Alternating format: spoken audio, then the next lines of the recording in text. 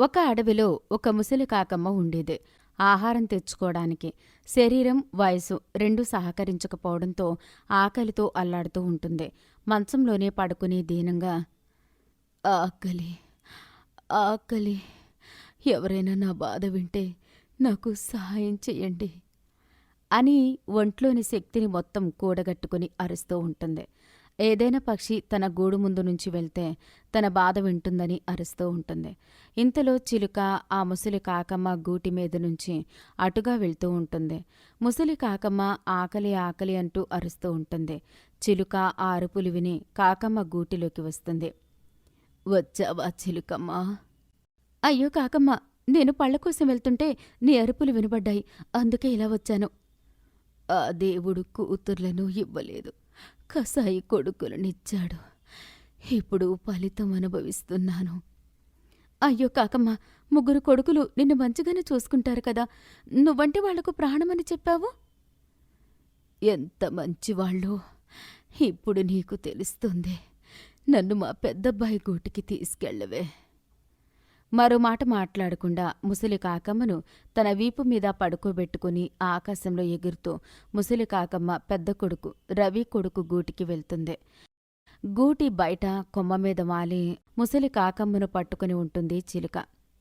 పెద్దోడా, ఒరేయ్ రవి, గూటి నుంచి బయటకు రారా.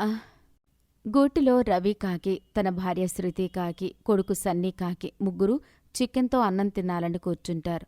ఇంతలోనే కాకమ్మ అరుపులు వినబడతాయి. ఇదేంటి మా అమ్మ అరుపులాగా ఉన్నాయి? అదేంటి, అప్పుడే నెల గడిచిందా? లేదు లేదు, ఇంకా 3 రోజులుంది. ఇప్పుడు నువ్వు వెళ్ళి మీ అమ్మని ఇంట్లోకి తీసుకుని రాకు.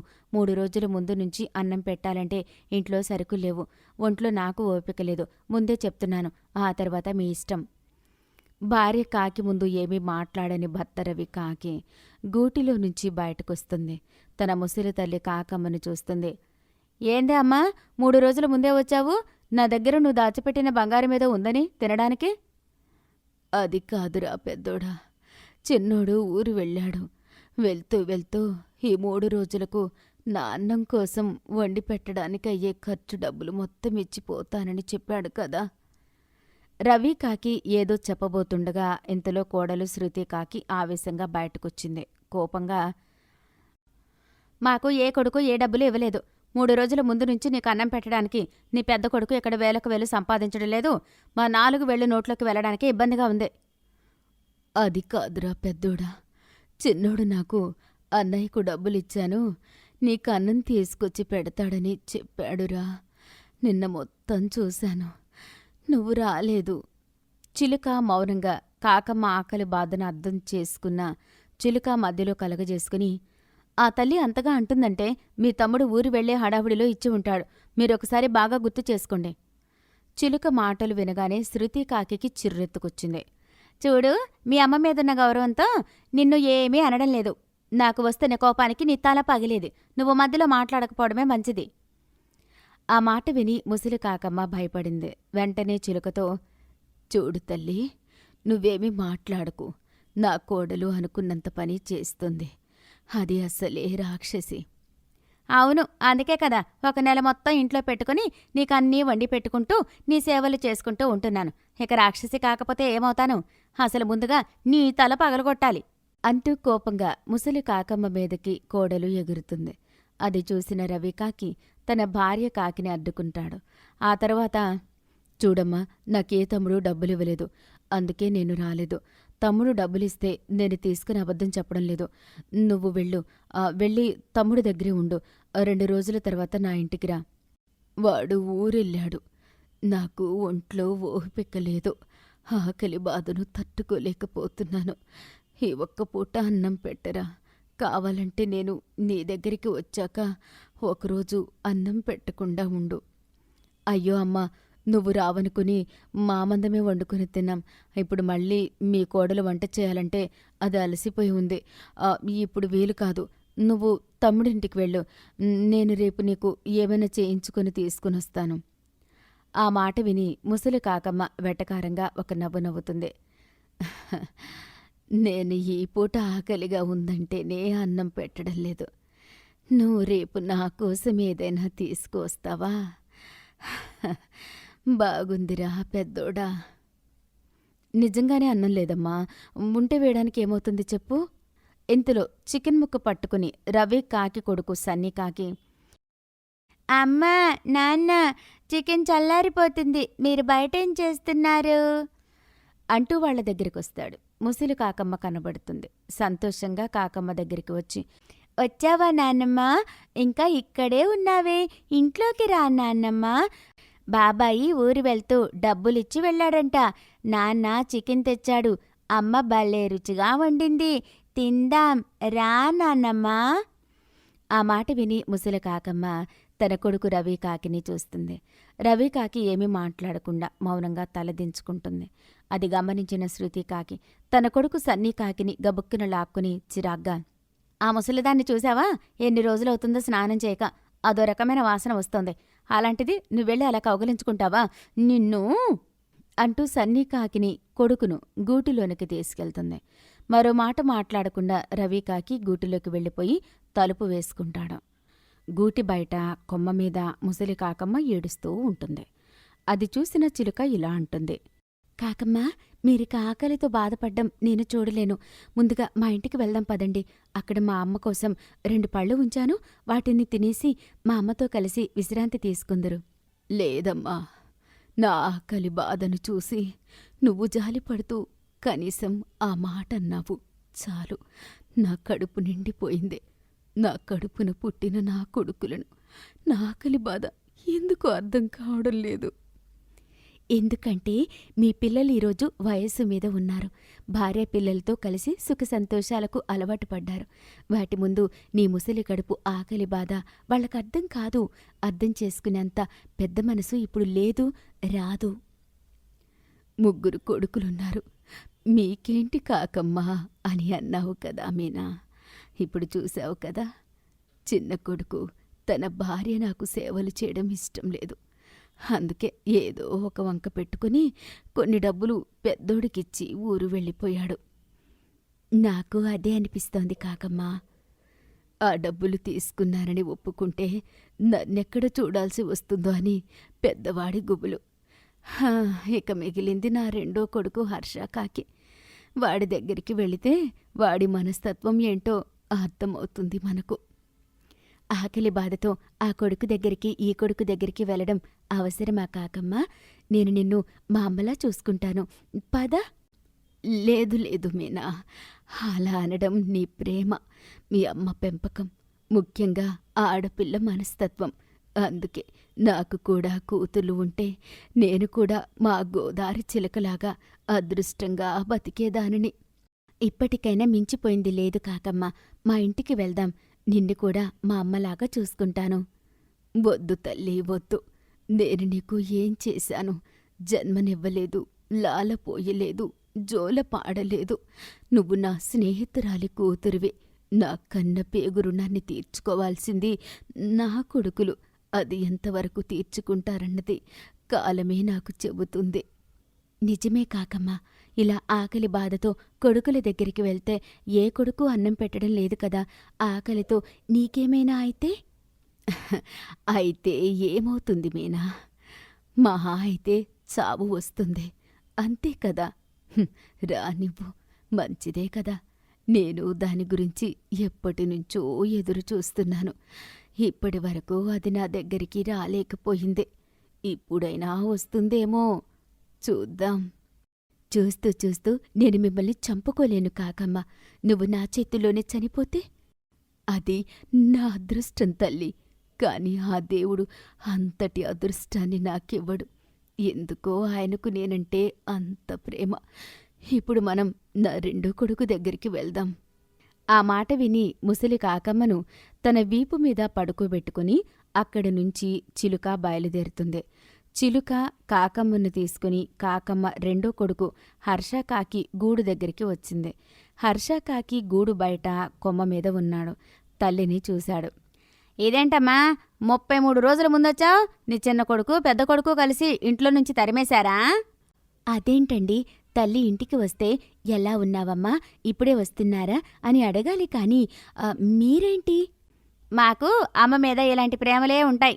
అలాంటి ప్రేమలుండవు. ఎందుకంటే మంచిగా చదువుకునే నన్ను తమ్ముడు చదువుకోవాలని చెప్పి బడి మాన్పించి చిన్నోణ్ణి చదివించింది. అదే నేను అప్పుడు అలాగే చదువుకునుంటే ఈరోజు నేను ఇంత హీన స్థితిలో ఉండేవాణ్ణి కాదు. ఇప్పుడు నా బతుకు ఒక పూట అన్నం తిని ఒక పూట నీళ్లు తాగి మరొక పూట వాసన పీల్చుకుంటూ బతుకుతున్నాను. ఇంతలో హర్షకాకి భార్య లతాకాకి వచ్చింది. కాకమ్మను చూస్తుంది. ఎప్పుడొచ్చారత్తయ్య? రండి లోపలికి. అసలే మనది చాలా చిన్న గూడు. మనం ఉండడానికే ఇబ్బందిగా ఉంది. అమ్మ లోపలికొచ్చి ఎక్కడుంటుంది చెప్పు. మన బతుకులు మా అమ్మకు తెలియనివి కావు గదా. చూడు బాబూ, నా మీద నీకు కోపముందని నాకు తెలుసు. ఇప్పుడు నేనెందుకొచ్చానంటే, నా దగ్గర డబ్బులేవు, ఇంట్లో సరుకులు లేవు, వండటానికి గ్యాస్ లేదు. ఇప్పుడు చెప్పు నువ్వెందుకొచ్చావో. కొడుకు హర్షకాకి అలా అనేసరికి కాకమ్మకు ఏడుపొచ్చింది. తన ఆకలి బాధను చెప్పుకొనిచ్చే అవకాశం కూడా ఈ కొడుకు ఇవ్వడం లేదు. దాంతో అక్కడ ఉండడం అంత మంచిది కాదని కాకమ్మ చిలుకతో, చిలుక, నన్ను నా చిన్న కొడుకు గూటి దగ్గరికి తీసుకెళ్ళు. చిలుక మరొక మాట మాట్లాడకుండా కాకమ్మను వీపు మీద వేసుకుని కాకమ్మ చిన్న కొడుకు గూటిలోకి తీసుకెళ్ళింది. మంచం మీద పడుకోబెట్టింది. మీనా, నాకు మరొక సహాయం చేస్తావా? తినడానికి ఏమైనా తీసుకురమ్మంటారా? వద్దు వద్దు, నేను ఆకలితో చావాలన్నది రాసిపెట్టినట్టుంది. అలాగే జరగనివ్వు మీనా. కాకపోతే పోయే ముందు ఒక్కసారి నా స్నేహితురాళ్ళని చూడాలనుంది. వాళ్ళని పిలుచుకునిరా. అలాగే కాకమ్మా అని చెప్పి ఆ గూటి నుంచి మీనా చిలుక బయటికి వస్తుంది. ఆకాశంలో ఎగురుతూ అలా ముందుకు కన్నీళ్లు కారుస్తూ ముసలి కాకమ్మ గురించి బాధపడుతూ ఉంటుంది. అలా ముందుగా తన తల్లి గోదారి చిలుక దగ్గరికి వెళ్తుంది. కన్నీళ్లు కారుస్తూ తన దగ్గరికి వచ్చిన కూతురు చిలుకను చూడగానే తల్లి గోదారి చిలుక మనసు తల్లడిల్లింది. ఏమైంది తల్లి? ఎందుకు ఏడుస్తున్నావు? ముసలి గ్రద్ద ఏమైనా వెంటపడిందా? లేకపోతే మీ నాన్నగారు గుర్తుకొచ్చారా? ఏమీ మాట్లాడకుండా చిలుక ఏడుస్తూ ఉంటుంది. కూతురు ఏడుపు చూసి తల్లి గోదారి చిలుక కంగారు పడుతుంది. చెప్పు తల్లి, ఎందుకేడుస్తున్నావు? ముసలి కాకమ్మ ఆకలి బాధను నా కళ్ళారా చూశానమ్మా. ఇంకా నా కళ్ళ ముందు ఆ బాధ కనబడుతుంటే ఏడుపొస్తోంది. ఆ కాకమ్మ ఆకలి బాధ ఈనాటిది కాదు తల్లి. చిన్నగా ఉన్నప్పుడు సవతి తల్లి అన్నం పెట్టక కడుపు మార్చింది. పెళ్లి తర్వాత భర్త సరిగ్గా చూసుకోకుండా బాధపెట్టాడు. ఇప్పుడు కొడుకులు కూడా పెళ్ళాలు రాగానే ముసలి తల్లిని కూడా చూడకుండా ఆకలికి బాధ పెడుతున్నారు అంటూ బాధగా కారుతున్న కన్నీళ్లను తుడుచుకుంది గోదారి చిలుక. చిలుక కూడా కన్నీళ్లను తుడుచుకుని, ఇప్పుడు నేను ముసలి కాకమ్మ దగ్గర్నుంచి వస్తున్నానమ్మా. ఆకలితో బాధపడుతూ కొడుకుల దగ్గరికి వెళ్ళింది. కాస్త అన్నం పెట్టమని ఎంతగా బతిమాలిందో. కాని ఏ కొడుకు హృదయం కరగలేదు, ఏ కోడలి మనసు కరుణించలేదు. ముగ్గురు కొడుకులు ఉండి కూడా ఒక్క పూట అన్నం పెట్టలేకపోయారు. ఆకలి బాధతో చావాలని దాని తలరాత మీద రాసిపెట్టినట్టుంది. ఆ తలరాతను మనం మార్చలేం కదా. కాకమ్మ చివరిసారిగా మీ స్నేహితులను చూడాలనుకుంటుంది. నువ్వు కాకమ్మ దగ్గరికి వెళ్ళు. నేను వెళ్ళి పిచ్చుకమ్మకు గ్రద్దకు చెప్పేసి వస్తాను. అలాగే తల్లి, గ్రద్ద దగ్గర జాగ్రత్తగా ఉండు. ముసల్ది నిన్నేం చేస్తుందని అజాగ్రత్తగా ఉండకు తల్లి. అది చాలా ప్రమాదకరమైంది. నేను చలాకీ చిలుకను. మా దగ్గర ముక్క ఆడిస్తే ఆ ముక్కే లేకుండా చేస్తానమ్మా. నువ్వు మాత్రం కాకమ్మ దగ్గరికి వెళ్ళు. తన చిన్న కొడుకు గూటిలో ఉంటుందిప్పుడు అని చెప్పి చిలుక ముసలి పిచ్చుక దగ్గరికి బయలుదేరింది. తల్లి గోదారి చిలుక ముసలి కాకమ్మ దగ్గరకు బయలుదేరింది. మంచం మీద పడుకున్న ముసలి కాకమ్మ ఆకలి బాధను తట్టుకోలేక మంచం మీద దొర్లుతూ, ఆకలి ఆకలి అమ్మా, ఈ ఆకలి బాధను తట్టుకోవడం నా వల్ల కాదు అని నెమ్మదిగా మంచం మీద నుంచి లేచి ఓపిక తెచ్చుకుని ఇల్లు మొత్తం తిరిగి చూస్తుంది. ఎక్కడా ఏ పండు కనబడలేదు. గిన్నెల దగ్గరికి వస్తుంది. ఒక్కొక్క గిన్నె మీద మూత తీసి చూస్తుంది. అన్ని గిన్నెలు ఖాళీగా కనిపిస్తాయి. మూతలన్నీ ఎత్తేస్తుంది. ఆకలితో ఏం చెయ్యాలో అర్థం కావడం లేదు కాకమ్మకు. అప్పుడు కాకమ్మకు ఆ గూటిలో ఉన్న దేవుడి ఫోటో కనిపిస్తుంది. ఆ దేవుడి దగ్గరికి వస్తుంది. ఛీ, ఏం కొడుకుల్నిచ్చావు దేవుడా! తన భార్య మీద, తన పిల్లల మీద ఉన్న ప్రేమ తన జన్మకు కారణమైన తల్లిదండ్రుల మీద ఎందుకు ఉండదు స్వామి? అంటూ ఏడుస్తూ కళ్ళు తిరిగి దనేల్మని కింద పడిపోతుంది. ఇంతలో గోదారి చిలుక ఆ గూటి దగ్గరికి వస్తుంది. కింద పడిన కాకమ్మను చూస్తుంది. గోదారి చిలుక కంగారు పడుతూ, కాకమ్మా, కాకమ్మా, ఏమైంది నీకు? కింద పడిన కాకమ్మను అతి కష్టం మీద ఎత్తుకుని మంచం మీద పడుకోబెడుతుంది. కళ్ళు మూసుకుని మూలుగుతున్న కాకమ్మను చూస్తూ, కాకమ్మా, ఏమైంది నీకు? ఇలా తయారయ్యావు? కాకమ్మ నెమ్మదిగా కళ్ళు తెరుస్తుంది. గోదారి చిలుకను చూస్తుంది. ఎక్కడలేని సంతోషం కలిగింది కాకమ్మకు. అలాగే బాధ కూడా కలిగింది. ఏమీ మాట్లాడకుండా కాకమ్మ ఏడుస్తూ ఉంటుంది. ఏడవకే, నేనొచ్చాను కదా. తులసి తీర్థం పోయడానికొచ్చావా గోదారి? అలా మాట్లాడకు కాకమ్మ, నీకేం కాదు.